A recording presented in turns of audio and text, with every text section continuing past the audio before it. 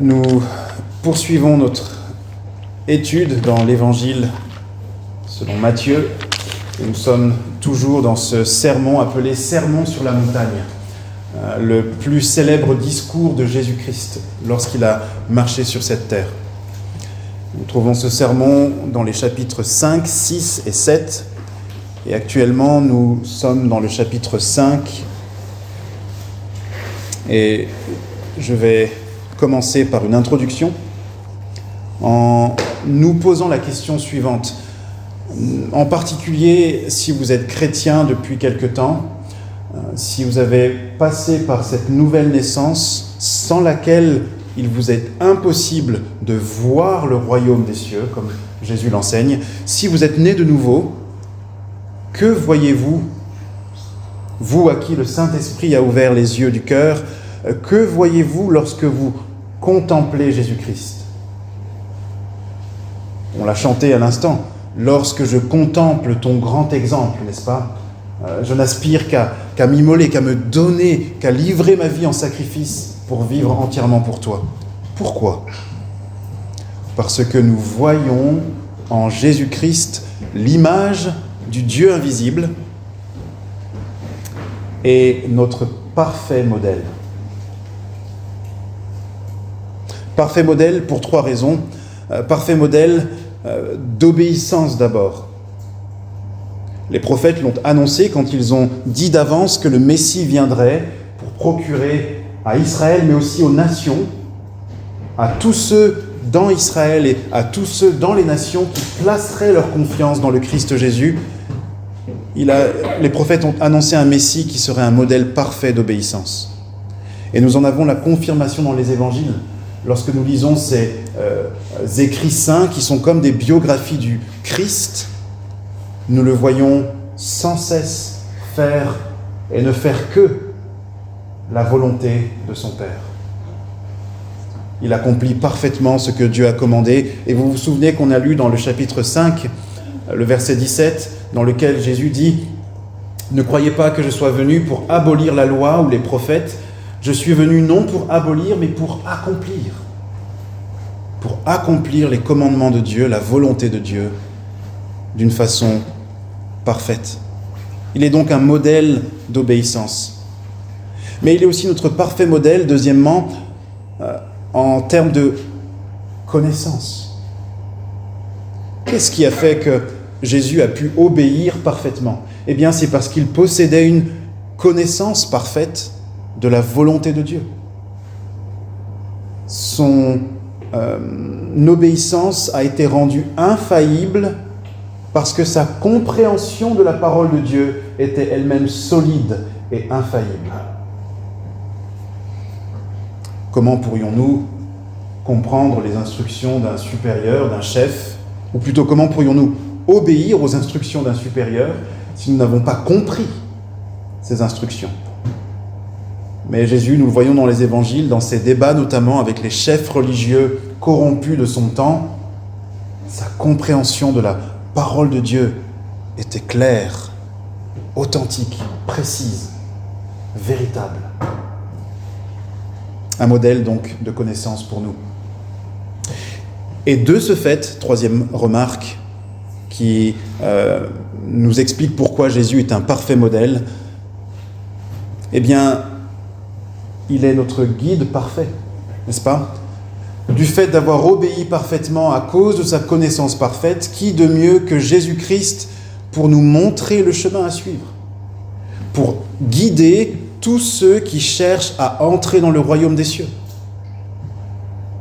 Il est notre guide parfait, celui que nous devons observer, celui dont nous devons observer la marche, la conduite, afin de l'imiter. Ce n'est pas pour rien qu'à son baptême, qu'on avait étudié il y a maintenant un moment, le ciel s'ouvre et le Père dans les cieux fait entendre sa voix et déclare « Celui-ci est mon Fils bien-aimé » en parlant du Christ. Et qu'est-ce qu'il rajoute ? Écoutez-le. Autrement dit, suivez-le. Il est votre guide parfait.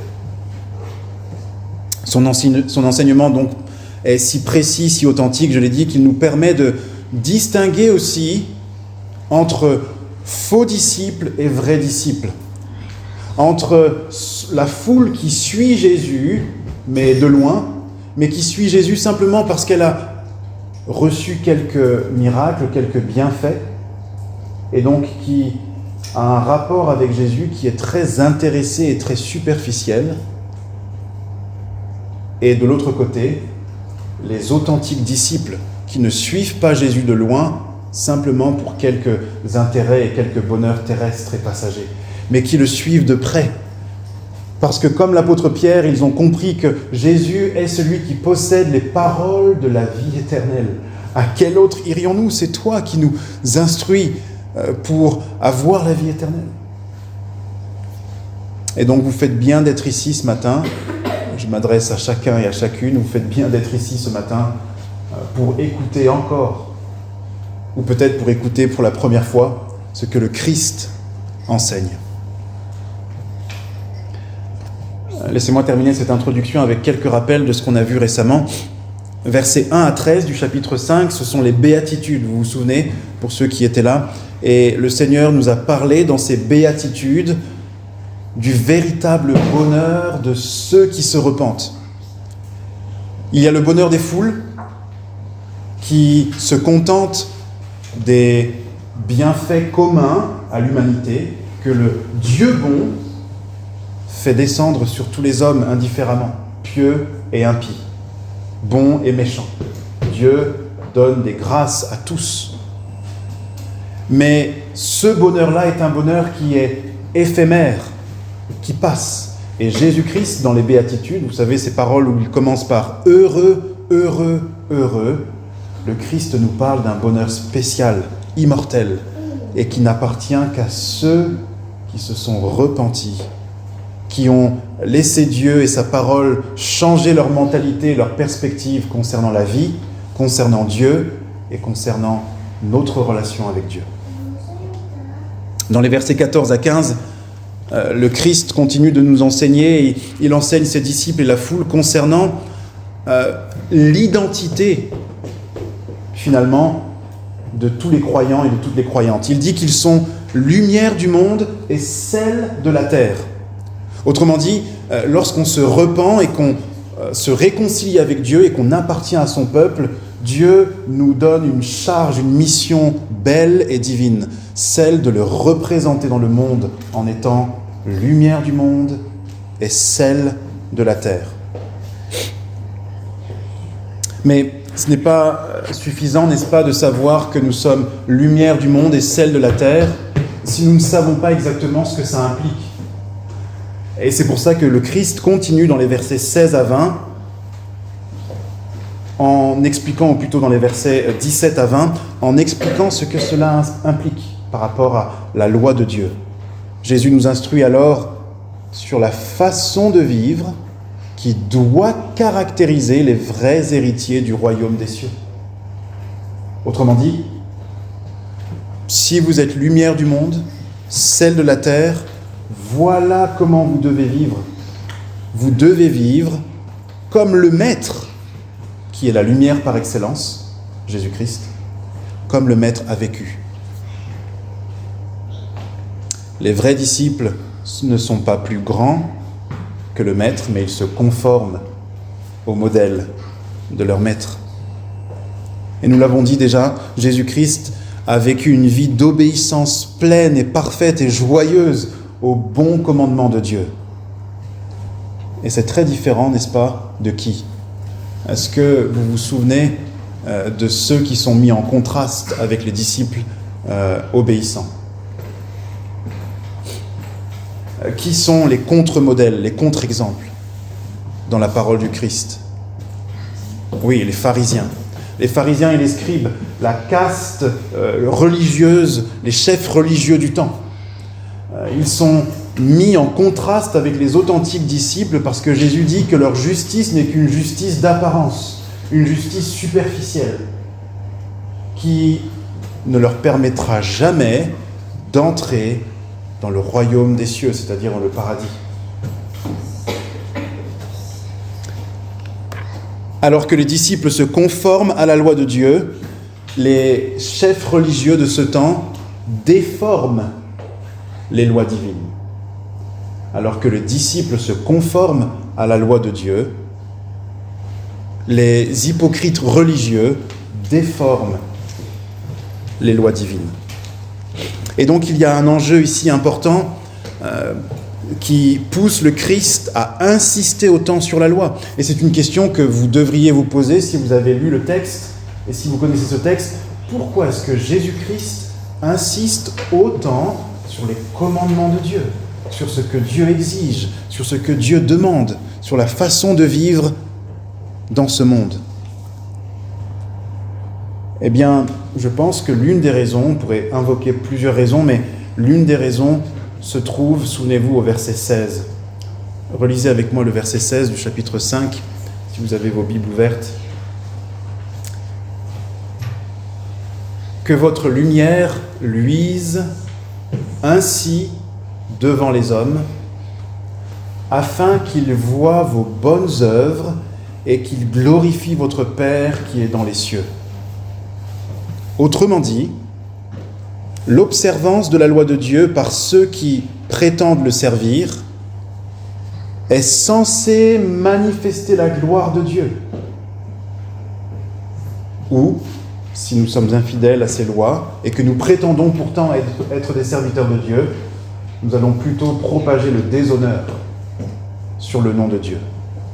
Jeter l'opprobre, la honte sur le nom de l'Éternel. Souvenez-vous, si vous avez lu l'Ancien Testament, c'est ce que nous lisons dans Deutéronome chapitre 4, versets 5 et 8. Et vous pouvez simplement écouter. Je vous lis un extrait pour confirmer ça. Quel est l'enjeu de la loi? C'est la gloire de Dieu. Deutéronome 4, versets 5 à 8. Souvenez-vous, lorsque Moïse reçoit la loi et les commandements de la part de Dieu et qu'il les enseigne au peuple d'Israël, il ne se contente pas de dire « voilà ce que Dieu veut que vous fassiez ». Mais il explique aussi pourquoi Dieu veut que vous viviez ainsi. Et voilà une des explications que Moïse donne, Deutéronome 4, versets 5 à 8. « Voici, je vous ai enseigné des lois et des ordonnances, dit Moïse, comme l'Éternel mon Dieu me l'a commandé, afin que vous les mettiez en pratique dans le pays dont vous allez prendre possession. Vous les observerez et vous les mettrez en pratique, car, et là c'est la raison qui nous est donnée, ce sera là votre sagesse et votre intelligence aux yeux des peuples qui entendront parler de toutes ces lois et qui diront « Cette grande nation est un peuple absolument sage et intelligent. Quelle est en effet la grande nation qui est des dieux aussi proches que l'Éternel notre Dieu l'est de nous, toutes les fois que nous l'invoquons? Et quelle est la grande nation qui ait des lois et des ordonnances justes, comme toute cette loi que je vous présente aujourd'hui ?» Autrement dit, l'intention de Dieu, en donnant une loi morale, juste, parfaite, divine, à son peuple, c'est de faire en sorte que ce peuple obéissant manifeste la grandeur, la sagesse, reflète la majesté, la gloire, la sainteté du Dieu vivant. Comme le dit l'expression « tel père, tel fils », on pourrait dire ici « tel Dieu, tel peuple ». Tel roi, tel royaume. Ce n'est pas pour rien donc que l'apôtre Pierre, un des principaux apôtres, dira dans son épître « Vous êtes une nation sainte, un peuple racheté, un sacerdoce royal, afin de célébrer les merveilles de Dieu. » 1 Pierre chapitre 2, versets 9 et 10. Et donc, vous l'avez compris, j'espère, dans cette introduction, l'obéissance à la loi, bien que ce ne soit pas le moyen d'être sauvé, ça n'est pas ça la bonne nouvelle, on n'est pas sauvé par notre capacité à obéir à Dieu, parce que personne ne peut obéir à Dieu comme il le faudrait. Soyons clairs là-dessus ce matin. Nous sommes sauvés par la grâce, nous dit la Bible, par le moyen de la foi. C'est le don de Dieu et cela ne vient pas de vous afin que personne ne s'enfle d'orgueil. Mais, tout de même, la loi a le rôle de révéler qui est réellement, justement, bénéficiaire de cette grâce et qui ne l'est pas. Parce que la grâce qui pardonne, la grâce de Dieu, cette puissance spirituelle que Dieu manifeste par Jésus-Christ, a non seulement l'effet de nous purifier de nos fautes, mais aussi de nous transformer profondément en nous rendant de plus en plus conformes à l'image de Jésus-Christ. Tel Dieu, tel peuple, tel roi, tel royaume. La loi est un reflet, on peut le dire ainsi, de la volonté de Dieu. Si vous voulez savoir à quoi ressemble un président ou un roi, alors un président c'est un peu différent parce que les présidents n'ont pas le pouvoir de légiférer, mais prenons un roi qui aurait l'autorité de décider des lois de son royaume. Si vous ne connaissez pas ce roi, si vous ne savez pas si c'est un bon ou un mauvais roi, demandez simplement aux membres de son peuple, questionnez les sujets de son royaume et observez-les dans leur manière de vivre, leur manière de parler, leurs mœurs, leur façon d'être en relation les uns avec les autres. Et vous saurez alors quel type de roi règne sur eux. Si c'est un peuple complètement déchaîné et sans foi ni loi, où la malhonnêteté, la triche et la ruse règnent, alors vous pouvez être certain que au mieux c'est un roi incompétent qui règne sur eux, au pire c'est un roi aussi corrompu que le peuple. Mais si vous voyez un roi bien différent, un peu comme la reine de Saba, cette reine d'Éthiopie, a constaté lorsqu'elle a rendu visite à Salomon, le roi Salomon. Qu'est-ce qu'elle a dit? Que son règne est admirable. Qu'est-ce qui lui a fait dire ça? C'est parce qu'elle a observé, n'est-ce pas, ses serviteurs, la façon dont ils étaient vêtus, la façon dont ils se comportaient les uns avec les autres, la façon dont ils servaient le roi, les mœurs, les habitudes, l'ordre dans ce royaume, le fait que la justice était une règle qui dominait. Et qu'a-t-elle dit? J'avais entendu parler de ta gloire et de ta grandeur, mais on ne m'avait pas raconté le dixième, à peine le dixième. Tel Dieu, tel peuple, tel maître, tel disciple. C'est pour cette raison que Jean, l'apôtre, et c'est ici la conclusion de cette introduction, souvenez-vous, pour ceux qui ont eu l'occasion de le lire, dans sa première épître, Jean va dire « Dieu est lumière ». Et si nous disons être en communion avec Dieu, c'est-à-dire en bonne relation, en relation proche, si nous disons être unis à Dieu, mais que nous marchons dans les ténèbres, alors nous mentons, la vérité n'est pas en nous, parce que Dieu est lumière. C'est une façon de Jean de dire ce que je dis depuis quelques minutes, tel Dieu, tel peuple. Si Dieu est lumière, tout chrétien véritable marche dans la lumière. De plus en plus, évidemment. Il progresse, certainement. Peut-être qu'il part de loin, puisque Jésus-Christ est venu dans le monde pour sauver des pécheurs, et nous sommes des pécheurs. Mais une fois que Jésus s'est saisi d'un homme ou d'une femme, une fois que Jésus a embrassé l'âme d'un pécheur pour la sauver, ce pécheur ne peut pas aller ailleurs que dans la sainteté, dans le chemin que le Christ, le bon berger de nos âmes, nous montre. Ça marche jusqu'ici? Oui, vous êtes encore avec moi? Dans notre texte, maintenant, dans l'évangile de Matthieu, nous avançons, et il y a une grande section, un grand passage dans ce discours du sermon sur la montagne qui part du verset 21 et qui va jusqu'à la fin, verset 48. Alors, on ne va pas ce matin étudier l'entièreté de ce texte en précision.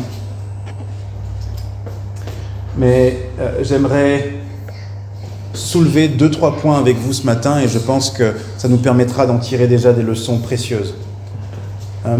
Laissez-moi donc rappeler une chose. Le Seigneur va insister beaucoup sur la bonne interprétation de la loi. Car mal interpréter la loi, mal interpréter les commandements de Dieu, c'est risquer donc de ne pas lui obéir comme il faut. Vous avez été à l'école pour la plupart d'entre vous. Et combien d'entre vous ont été capables de réussir leurs exercices de maths sans avoir compris le théorème ou la leçon de maths? Pas moi en tout cas. Ou que se passe-t-il si vous lisez mal une recette, si vous interprétez mal les consignes et que vous vous trompez donc dans les proportions et même peut-être dans les ingrédients? Vous obtiendrez un résultat différent de celui que vous espériez, ou en tout cas de celui que la personne qui a écrit la recette espérait. Et il en va exactement de même du saint livre de la Bible, de la parole de Dieu. Mal interpréter ce livre, mal interpréter les commandements de Dieu, c'est se vouer à l'échec en ce qui concerne l'obéissance de Dieu et la volonté de Dieu. C'est viser à côté.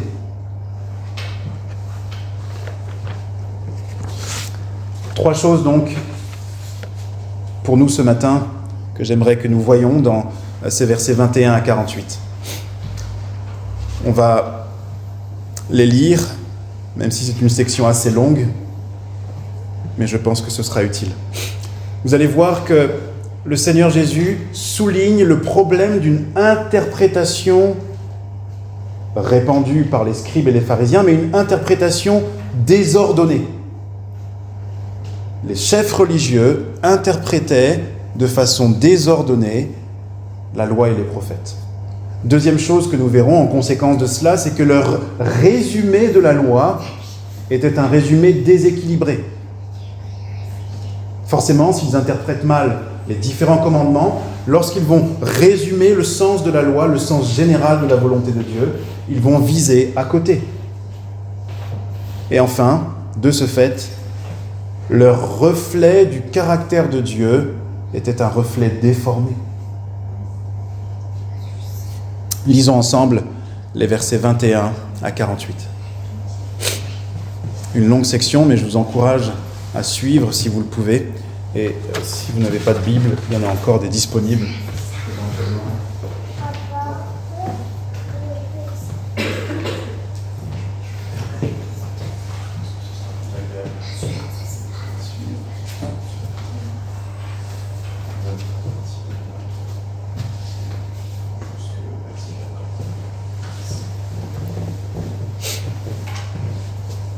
Verset 21. Vous avez entendu qu'il a été dit aux anciens, « Tu ne tueras point.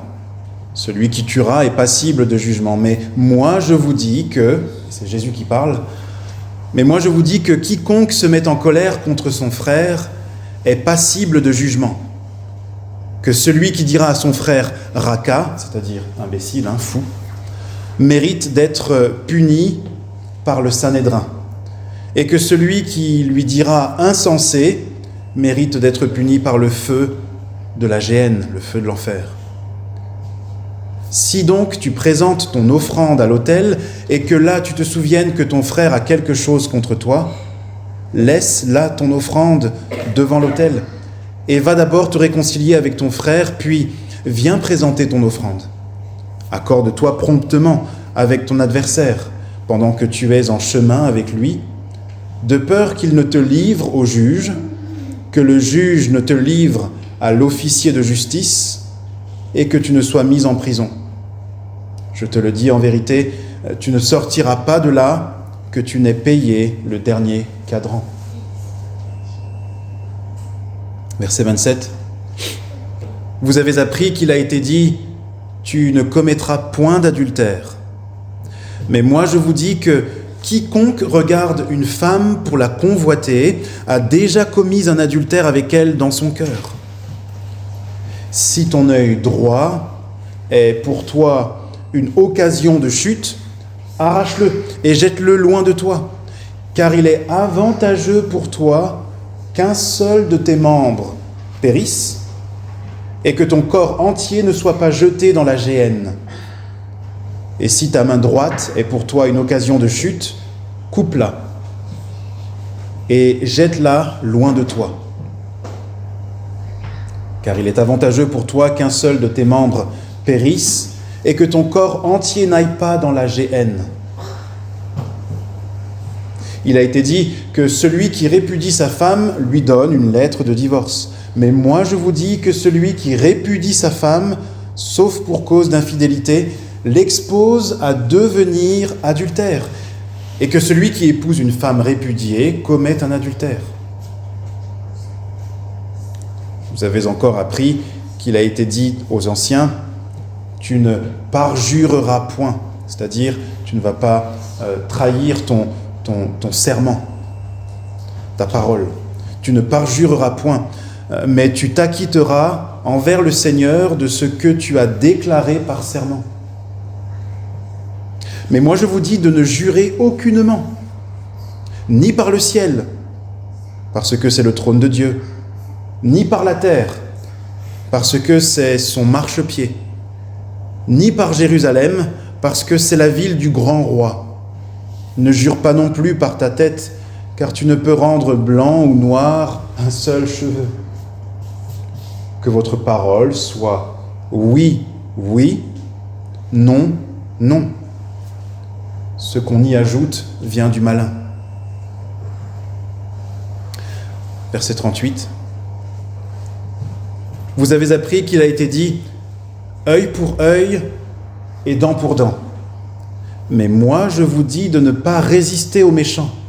Si quelqu'un te frappe sur la joue droite, présente-lui aussi l'autre. Si quelqu'un veut plaider contre toi et prendre ta tunique, laisse-lui encore ton manteau. Si quelqu'un te force à faire 1 000, fais-en 2 avec lui. Donne à celui qui te demande et ne te détourne pas de celui qui veut emprunter de toi. Vous avez appris qu'il a été dit « Tu aimeras ton prochain et tu haïras ton ennemi ». Mais moi je vous dis, aimez vos ennemis, bénissez ceux qui vous maudissent, faites du bien à ceux qui vous haïssent, et priez pour ceux qui vous maltraitent et qui vous persécutent, afin que vous soyez fils de votre Père qui est dans les cieux. Car il fait lever son soleil sur les méchants et sur les bons, et il fait pleuvoir sur les justes et sur les injustes. Si vous aimez ceux qui vous aiment, quelle récompense méritez-vous? Les publicains n'agissent-ils pas de même? Et si vous saluez seulement vos frères, que faites-vous d'extraordinaire? Les païens n'agissent-ils pas de même? Soyez donc parfaits, comme votre Père céleste est parfait. Jusqu'ici la lecture. D'abord donc une interprétation désordonnée. Vous avez remarqué la répétition à plusieurs reprises. Le Seigneur Jésus dit « Vous avez entendu qu'il a été dit aux anciens, mais moi je vous dis ». Le Christ est en train donc de s'exprimer à ses disciples et à la foule pour corriger la façon dont plusieurs textes de la Bible, de l'Ancien Testament en particulier, avaient été interprétés par les chefs religieux de ce temps. Les chefs religieux qui interprétaient la Bible comme leurs prédécesseurs le leur avaient transmis. Mais le Christ nous montre, par cette déclaration, « Mais moi je vous dis », il nous montre par là que l'interprétation répandue était désordonnée. Qu'est-ce que je veux dire par là? Eh bien, à certains moments, Jésus va citer ce que dans la Bible, Dieu nous présente comme des commandements, des ordres. des lois. C'est-à-dire, il n'y a pas de situation a priori où ces commandements ne devraient pas s'appliquer. C'est le cas notamment des deux premières situations que le Christ présente. Les deux premiers cas, versets 21 à 26. Quel est le commandement ici qui est mis en avant? Tu ne tueras point. Versets 27 à 32. Quel est le commandement ici qui est mis en avant? Tu ne commettras pas d'adultère. Sauf que, notez bien, les pharisiens, les scribes, les religieux hypocrites de cette époque étaient négligents concernant ce que Dieu avait clairement commandé. Ils étaient très superficiels. Vous voyez, Dieu dit « tu ne tueras point » et pour eux, il suffisait de ne pas avoir commis de meurtre physique pour avoir satisfait Dieu. Mais Jésus révèle que la volonté de Dieu va plus loin que ça. Dieu ne s'intéresse pas juste à l'extérieur de nos vies, mais il s'intéresse à la vie intérieure de l'homme. Dieu s'intéresse à vos pensées. Dieu s'intéresse à vos cœurs, à vos âmes. David, dans le psaume 51, dira que Dieu veut que la vérité soit au fond du cœur. L'obéissance juste, superficielle et d'apparence n'intéresse pas Dieu. C'est pour ça que Jésus dit que si je tue dans mon cœur, aux yeux de Dieu, j'ai enfreint le commandement « tu ne tueras point ». Et comment est-ce qu'on tue dans son cœur? Eh bien, par la haine, la colère, le mépris profond du prochain, l'insulte. Toutes ces choses sont des formes de meurtre, des formes de transgression de ce commandement qui consiste à ne pas faire disparaître l'autre du domaine de ceux que l'on doit aimer. C'est ça le meurtre. Je veux faire disparaître celui qui est en face de moi du monde des vivants, du monde de ceux que je dois aimer parce que c'est mon prochain. Et lorsque je tue par la haine dans le cœur, sous différentes formes, je fais la même chose. Je suis en train de rayer de la liste de ceux que je dois aimer comme mon prochain, la personne que j'insulte ou la personne contre qui j'ai de la haine. Vous voyez quelle est l'exigence de Dieu, comment Dieu est cohérent, comment Dieu est complet. Et les chefs religieux de ce temps étaient connus pour facilement utiliser des termes méprisants, dérogatoires, des chefs religieux, insensés, raca. Notamment certains maîtres qui enseignaient l'Ancien Testament n'hésitaient pas à mépriser ceux qui n'étaient pas d'accord avec eux et à ainsi les haïr. Je ne rentrerai pas plus dans le détail ici parce que Dieu voulant, dans les semaines à venir, nous prendrons chaque cas pour le décortiquer un petit peu. Mais je veux donc vous faire voir que Jésus nous met en garde contre une interprétation désordonnée des commandements de Dieu. Les pharisiens négligeaient ce que Dieu a commandé. Mais voyez qu'à l'inverse, et Jésus nous montre ça dans deux cas, les chefs religieux qui d'un côté négligeaient les commandements explicites de Dieu, tu ne tueras point, tu ne commettras pas d'adultère, ils ne s'empêchaient pas dans leurs pensées d'avoir des pensées adultères, eh bien, à l'inverse, ils étaient intransigeants concernant ce que Dieu n'a pas commandé, mais juste indiqué comme une permission. Regardez avec moi, par exemple, les versets 33 à 37, concernant le parjure et la vengeance. Vous avez encore appris qu'il a été dit aux anciens, tu ne parjureras point, mais tu t'acquitteras envers le Seigneur de ce que tu as déclaré par serment. Mais moi je vous dis de ne jurer aucunement ni par le ciel, parce que c'est le trône de Dieu, ni par la terre, etc., etc. Alors qu'est-ce qui me fait dire que ça n'était pas ici un commandement de la même façon que tu ne tueras point et tu ne commettras pas d'adultère? Eh bien, deux choses. La première chose, c'est que Jésus l'a dit, on l'a relu tout à l'heure, il est venu non pas pour abolir, non pas pour annuler les lois de Dieu, mais pour les accomplir. Alors ce serait contradictoire et paradoxal que Jésus-Christ ici soit en train de dire « Voilà un commandement, mais moi je vous dis de ne pas le faire du tout. » Vous comprenez ici? Donc, clairement, il ne s'agit pas ici d'un commandement. Et si vous lisez en fait l'Ancien Testament, pour être très précis, vous verrez que Dieu avait demandé que dans certains cas très précis, des cas en fait judiciaires, quand il y avait un contentieux et que ça allait jusqu'au tribunal, et qu'on ne savait pas trop comment tirer le vrai du faux, dans ce cas-là, Dieu demandait que l'on prête serment. Et il y avait aussi certains cas très particuliers où on pouvait faire un vœu, un engagement à Dieu, mais c'était très codifié. Donc, pour faire simple, Dieu permettait certaines règles à cause de la dureté du cœur des hommes, qui justement ne sont pas fiables. C'est pour ça qu'il leur demandait de prêter serment parfois. Mais ça n'était pas un commandement. Et les pharisiens, eux, avaient développé tout un tas de pratiques et de lois qui durcissaient en fait cette pratique du jurement, cette pratique du serment.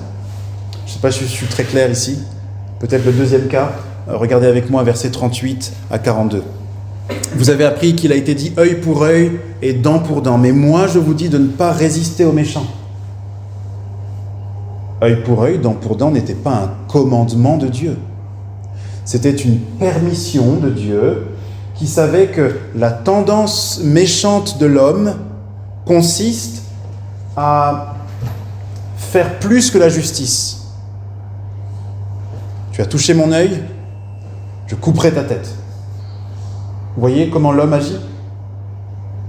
Tu as fait tomber ma dent, je ferai tomber ta famille entière. Et c'est pour justement éviter ces réactions disproportionnées des hommes que Dieu avait dit, dans le cas où vous souhaiteriez appliquer une justice stricte, ce sera œil pour œil, dent pour dent, pas plus. Mais Dieu à aucun moment n'a dit que vous devez systématiquement réagir ainsi. Or, les pharisiens, les scribes, les religieux de ce temps étaient extrêmement intransigeants. Et ils pratiquaient œil pour œil, dent pour dent, sans aucune exception ou presque. Et donc vous voyez l'interprétation désordonnée. Ce que Dieu commande, on le fait juste de façon superficielle et extérieure. Et ce que Dieu permet seulement, on le traite comme un commandement absolu. Ça nous amène à notre deuxième point. Quelle est la conséquence de ça? Quelle est la conséquence d'interpréter de façon désordonnée, sens dessus-dessous, ce que Dieu dit? Eh bien, de ce fait, leur façon, leur manière de résumer la loi et la volonté de Dieu était déséquilibrée. C'est ce qu'on voit, regardez avec moi, versets 43 à 47.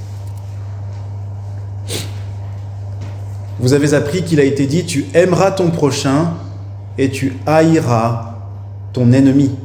Mais moi, je vous dis, aimez vos ennemis, etc., etc. Pourquoi je parle de résumé de la loi? Est-ce que vous vous souvenez d'un incident dans les évangiles où un jeune homme vient voir Jésus-Christ et lui demande « Maître, quels sont les plus grands commandements? C'est quoi les premiers commandements ?» Et le Christ nous explique, et il répond en disant qu'on peut résumer finalement la loi de Dieu par ces deux commandements-là. Est-ce que vous les connaissez? Ces deux commandements qui résument la loi de Dieu. Certainement, vous les avez entendus et je pense que plusieurs les connaissent.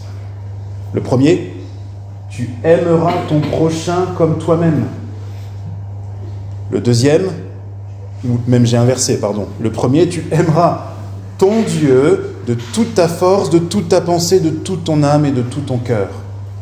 Et Jésus ajoute, voici le deuxième qui lui est semblable, tu aimeras ton prochain comme toi-même. Vous voyez que dans le résumé du Christ, il n'y a pas tu aimeras ton prochain ou ton ami et tu haïras ton ennemi.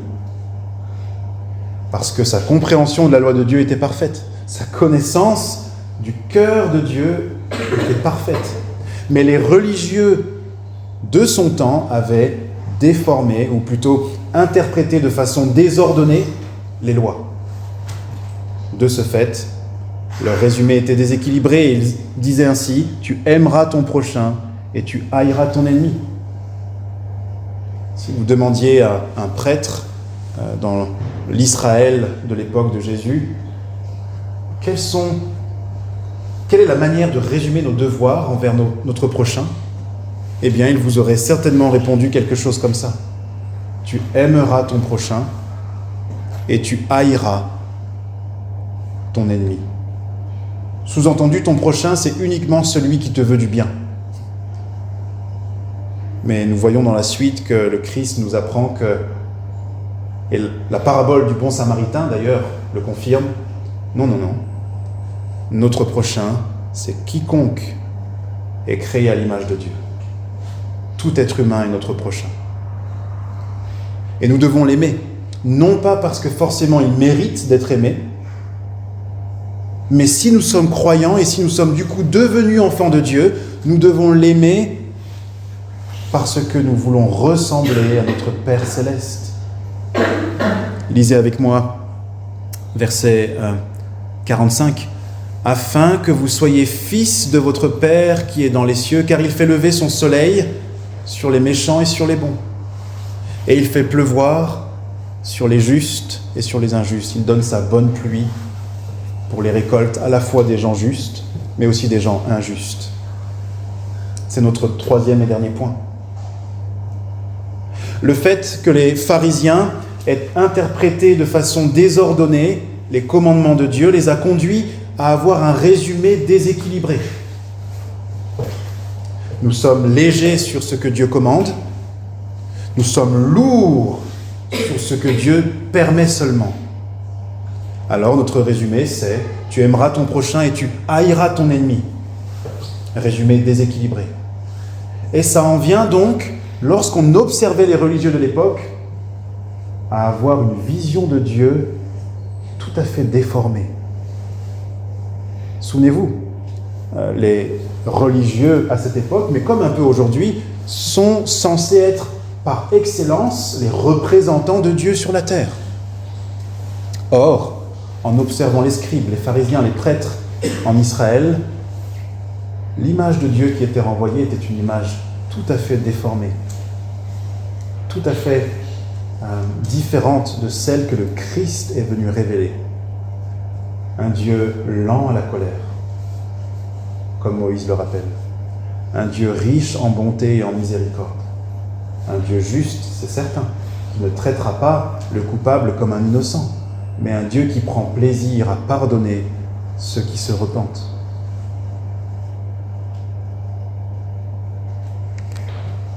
Avant d'arriver à une conclusion et de vous proposer quelques leçons brèves, laissez-moi vous lire quelque chose qui se trouvait dans l'Ancien Testament et dans la loi que lisaient ces chefs religieux.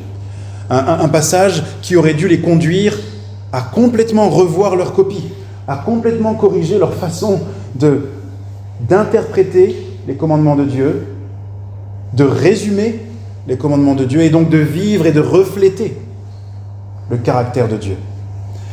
Ça se trouve dans le livre du Lévitique et vous pouvez simplement écouter Lévitique chapitre 19.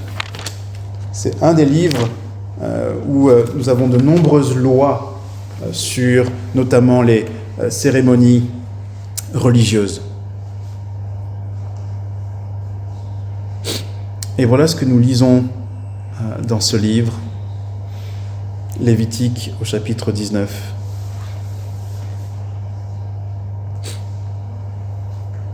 Je vais lire à partir du verset 17 et 18.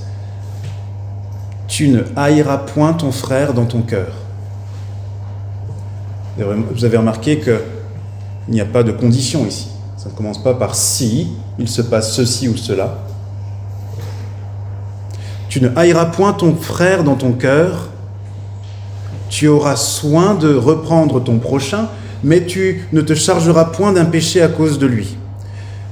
Tu ne te vengeras point, et tu ne garderas point rancune contre les enfants de ton peuple. Tu aimeras ton prochain comme toi-même. Je suis l'Éternel. Ce n'est pas un texte isolé. Il y a plusieurs textes semblables dans l'Ancien Testament qui auraient dû conduire les chefs religieux à une autre compréhension de la volonté de Dieu. Quelques leçons pour nous.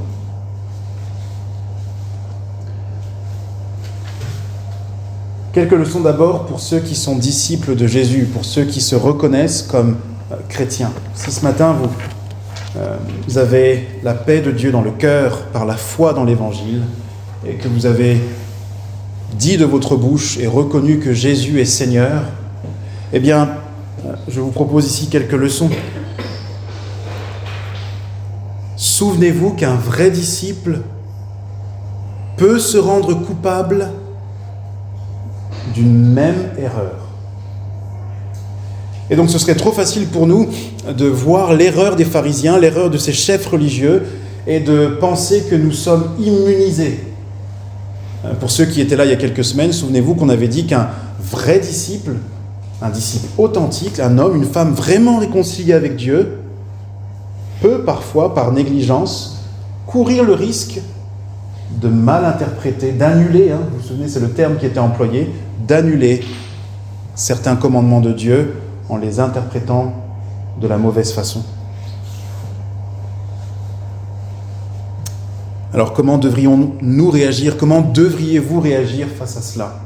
Si vous constatez peut-être que dans votre vie, et votre conscience vous en parle, parce que votre conscience est éclairée sans cesse par le Saint-Esprit de Dieu, comment devriez-vous réagir si vous constatez la même méprise des commandements de Dieu, la même incompréhension qui vous a amené à désobéir finalement à la volonté de Dieu, soit en étant négligent sur ce que Dieu commande, superficiel, ne prenant pas le temps de soigner votre vie intérieure, vos pensées, mais en laissant libre cours à votre imagination, pour le meilleur et pour le pire. Comment devriez-vous réagir? Eh bien, 3 choses rapidement. La repentance. Souvenez-vous que la repentance, c'est la porte d'entrée pour le royaume des cieux, mais la repentance, c'est aussi le moteur, une fois qu'on est dans le royaume des cieux, pour continuer d'avancer toujours plus près de Dieu. La repentance, c'est ce changement profond de notre pensée, de notre mentalité, pour l'aligner sur la pensée de Dieu. Nous voulons penser à la suite de Dieu, n'est-ce pas? Nous conformer à sa pensée. Et donc la repentance est la réaction première que nous devrions avoir. Deuxième chose, écoutez le Christ. Écoutez le Christ. Et d'ailleurs, c'est limite ce qu'il voudrait crier à nos âmes lorsqu'on se détourne sur des mauvais chemins. Puisqu'il dit, vous avez entendu qu'il a été dit, mais moi je vous dis. Et il le répète 1 fois, 2 fois, 3 fois, jusqu'à 5 fois. Parce que le Christ est celui que nous devons écouter, car il a les paroles de la vie éternelle. Souvenez-vous, il est le parfait modèle. Ayant la connaissance infaillible et parfaite de la volonté de Dieu, et l'ayant mise en pratique parfaitement, il n'y a pas de personne mieux indiquée que Jésus-Christ pour nous conduire, nous prendre par la main et nous montrer le chemin. Et enfin, dernière réaction ou dernière chose que nous devrions faire si, en tant que vrais disciples de Jésus, nous avons réalisé que nous avons marché un peu hors des sentiers de la justice. Non seulement la repentance, non seulement prêter attention fixement à la voix de Jésus, mais aussi penser au Père. Penser à notre Père céleste, à sa manière d'agir, nous l'avons lu. Il fait lever son soleil sur les bons et sur les méchants. Il fait tomber sa bonne pluie sur les justes et sur les injustes. Je vous assure que c'est une clé de la vie chrétienne. Quand vous avez des cas de conscience, quand nous avons des cas de conscience, levons les yeux au ciel. Je parle de manière figurée ici, c'est-à-dire pensons à Dieu. Demandons-nous, mais ce Dieu qui m'a tant aimé, qu'il a donné son Fils unique, afin que je ne périsse pas. Quelle est sa volonté? Quelle est sa bonne volonté?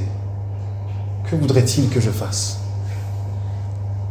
Et à l'aide de la parole de Dieu et de l'œuvre du Saint-Esprit dans nos pensées, dans nos consciences, nous serons conduits, certainement. Ayons confiance que Dieu nous conduit. Il nous faut donc grandir dans notre capacité à discerner dans la Bible entre ce qui est un commandement de Dieu et ce qui n'est qu'une permission. Souvenez-vous de ce que Paul dit. Tout m'est permis, mais tout ne m'est pas utile. Et donc, en tant que chrétiens, si nous voulons ressembler à Jésus-Christ, nous devons apprendre à renoncer à nous-mêmes, à renoncer à nos droits pour nous consacrer à la volonté de Dieu. Parce que c'est de cette façon que nous serons dans les mains de Dieu un instrument pour accomplir les merveilles de la volonté de Dieu.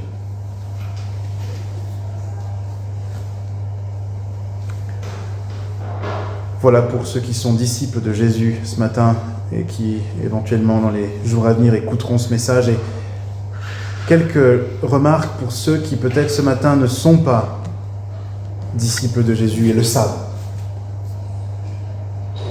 Si ce matin vous n'êtes pas réconcilié avec Dieu, la Bible est claire, Jésus le dira dans l'Évangile, les hommes sont ou bien avec Jésus, ou bien contre Jésus. Il n'y a pas de terrain neutre, il n'y a pas de zone grise, il n'y a pas d'entre-deux qui ferait que nous échapperions quelque part à la nécessité de nous placer et de nous repentir si nous sommes mal placés.